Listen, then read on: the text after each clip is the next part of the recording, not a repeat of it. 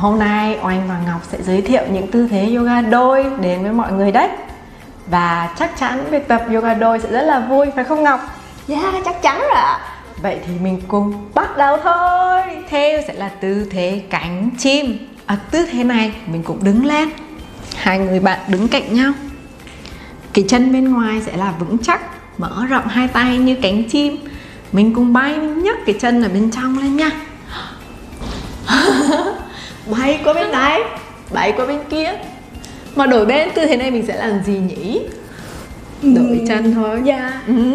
Rồi lần này là chân bên trong vững chắc. Mình đứng tách nhau ra xíu cho đỡ. Gặp người về phía trước. Yeah. Bay qua bên kia, bay qua bên này. Tuyệt vời.